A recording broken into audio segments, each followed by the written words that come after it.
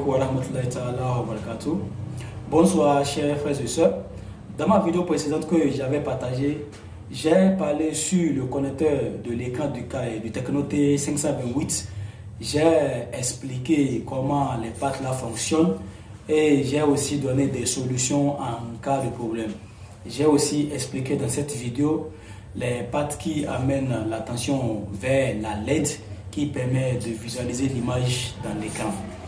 Donc dans cette vidéo d'aujourd'hui, je vais vous parler du connecteur de la caméra. Donc c'est presque les mêmes choses. Ce sont des pattes, il me semble pour la caméra c'est 14. Donc les pattes sont les mêmes.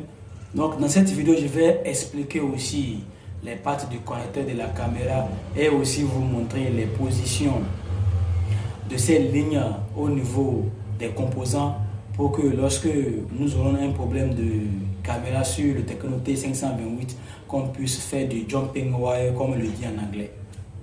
Sans plus tarder, entrons dans le vif du sujet.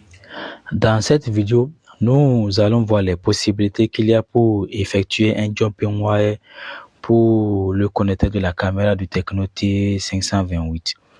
Dans la vidéo précédente, vous allez constater que les couleurs que j'ai choisies pour numéroter les pattes et les pattes des composants est différent. L'autre couleur est rouge et ici j'ai choisi une autre couleur pour faire la différence. Donc cette couleur est choisie pour le connecteur de caméra du Tecno T528. Mais la procédure reste la même pour le connecteur du Tecno T528 aussi. Vous allez voir, j'ai numéroté chacun de ces pattes là, 1, 2, 3, etc. Je vais agrandir un peu pour que vous puissiez bien voir.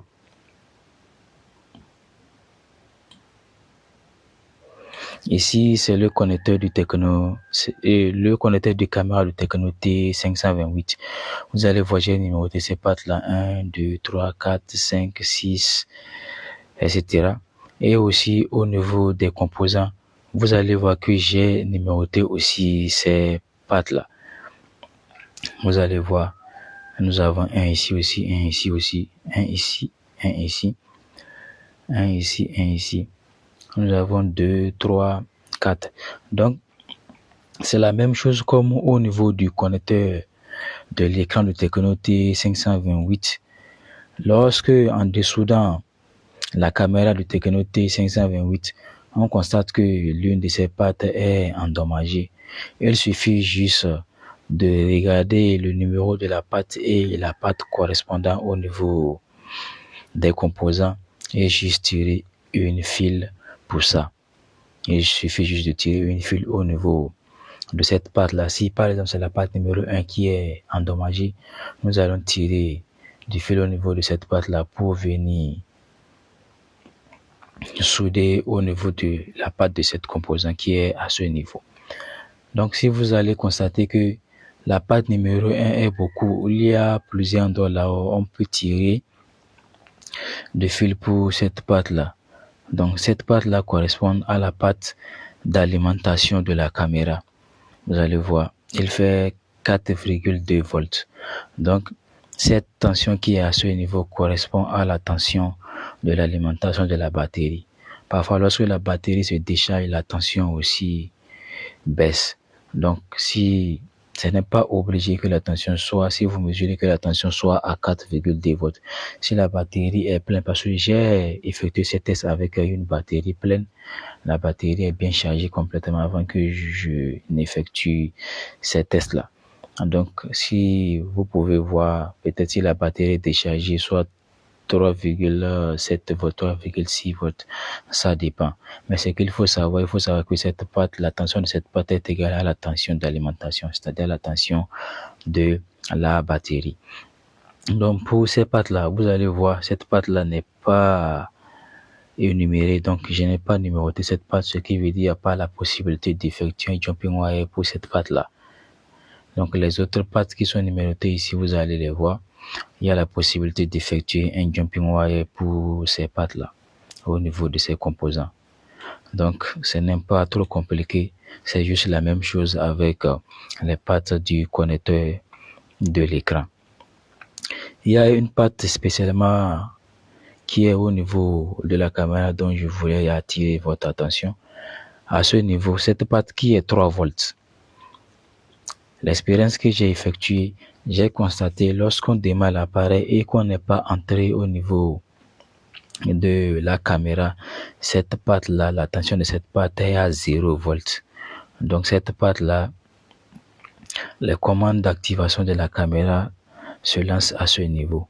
C'est-à-dire lorsqu'on n'est pas entré au niveau de la caméra, l'appareil n'active pas cette patte-là pour que la caméra puisse marcher.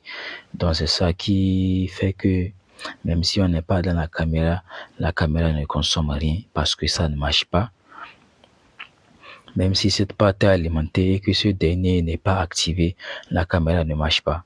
Donc il suffit juste simplement d'entrer au niveau de la caméra pour que la patte puisse être activée. Donc c'est-à-dire lorsqu'on entre dans la caméra, l'appareil envoie de 3 volts sur cette patte-là pour activer la caméra pour qu'on puisse prendre notre photo.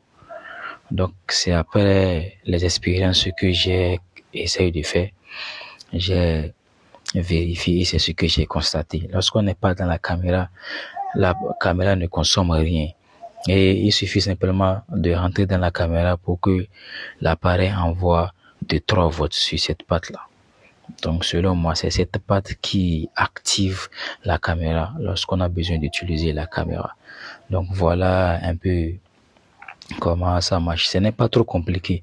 C'est juste la même chose avec le connecteur de l'écran.